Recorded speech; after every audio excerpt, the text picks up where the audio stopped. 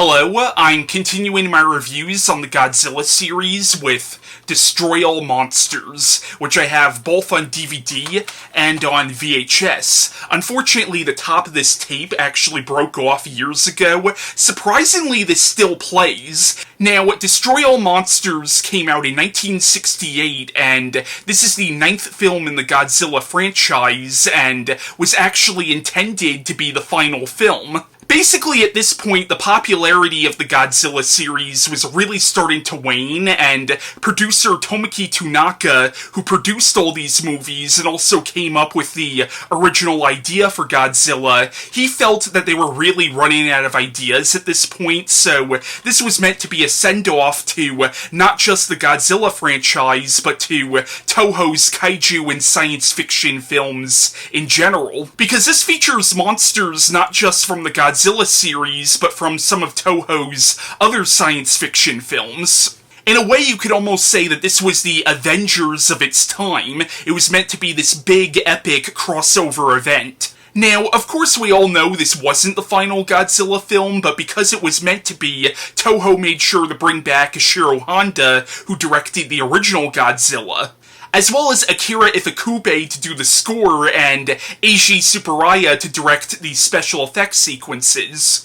And this movie does kind of symbolize the last time that all four of these guys, Tomoyuki Tanaka, Ishiro Honda, Eiji Tsuburaya, and Akira Ifukube, would all work together on a Godzilla movie. Now, I really love Destroy All Monsters. This is actually one of my top 10 favorite Godzilla sequels. Now, don't get me wrong, the movie does have its problems, which I'll address later on in this video, but I still love this movie despite its flaws. And if this were the final Godzilla film, I think this would have been a hell of a way to go out. Now, the plot of Destroy All Monsters is it's set in the future. It's actually set in the year 1999, which, keep in mind, when this movie came out would have been the future. Now, because this movie is set in the future, looking back on the Showa Godzilla series in retrospect, you're kind of left to assume that the other Showa Godzilla films that came after this were actually taking place before this.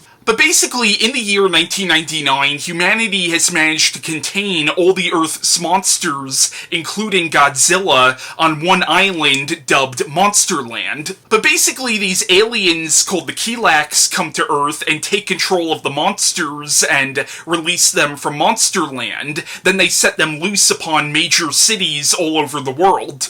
And now the Kilaaks will have the monsters destroy the human race, unless the human race submits to their will. So, the film focuses on the humans' efforts to take control of the monsters again and stop the Kilaaks. It's a very, very simple story, and I'm not even sure if this one really has any social commentary like some of the earlier Godzilla films, but I kind of appreciate this film for its almost childlike simplicity. Now, the monsters that show up in this movie are, of course, Godzilla and his son, Minya, or Manila. Now, technically, Minya's appearance in this movie doesn't make a whole lot of sense, because continuity-wise, this is supposed to be over 30 years after the events of Son of Godzilla.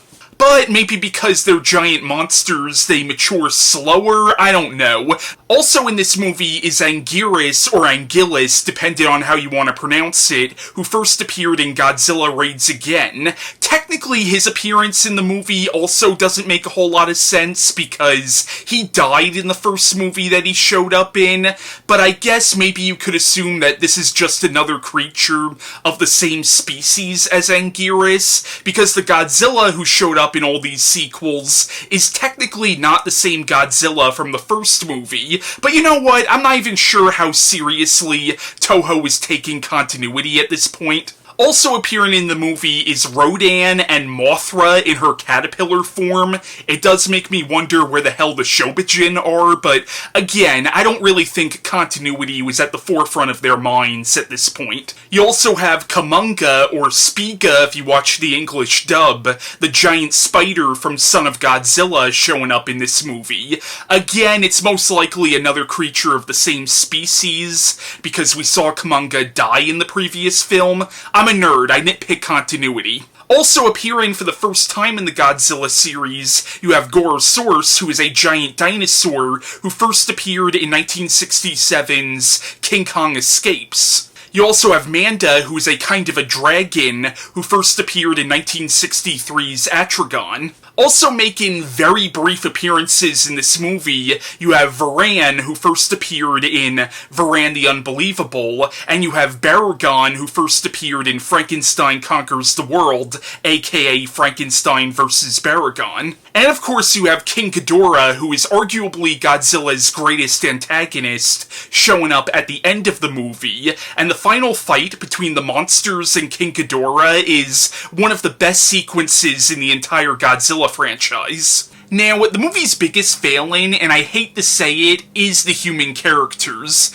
The human characters in this movie are very bland and very two-dimensional. Now, some people say that about all the Godzilla films, which I completely disagree with. I could name you several Godzilla films that have very good human characters, i.e. the original and some of the earlier Godzilla sequels, but again, in this one, the human characters are very flat.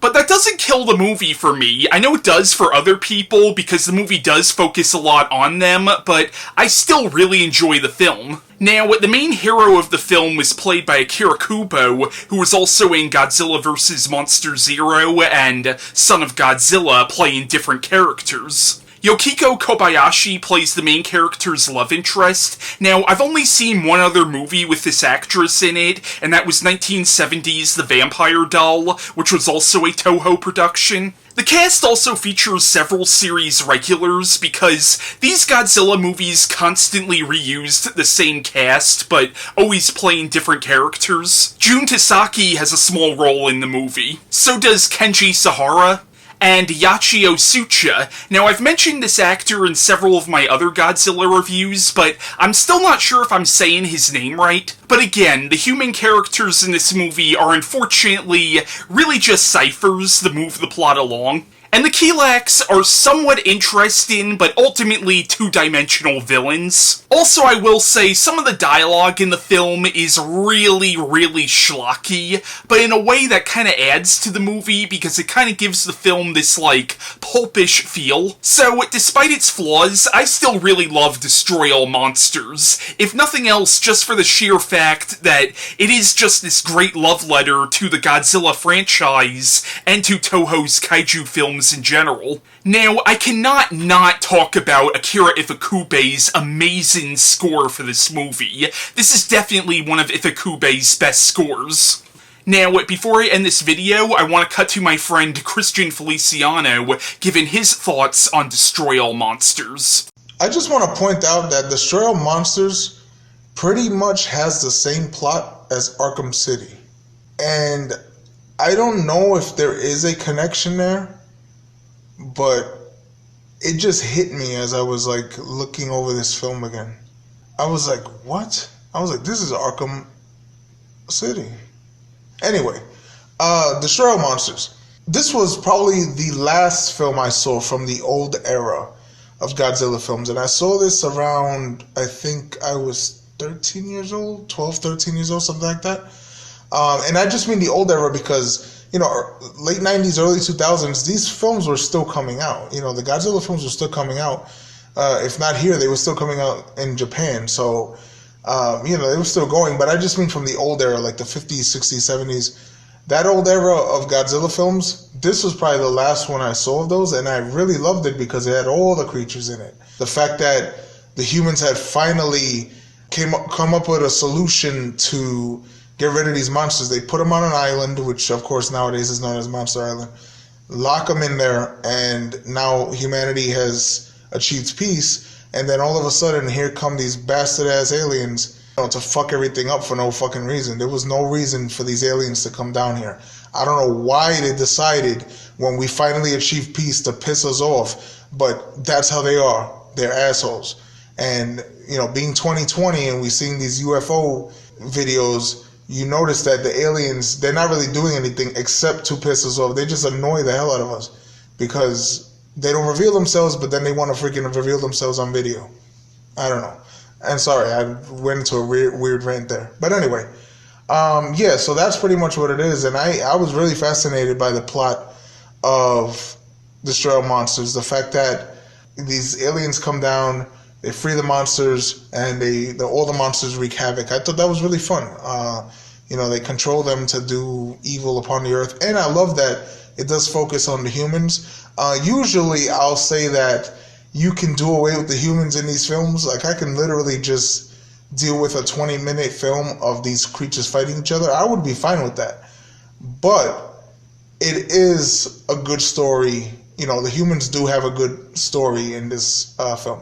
I enjoy it. And I thought that they did a really good job. Like I said, Godzilla versus the Sea Monsters should not be your first Godzilla film.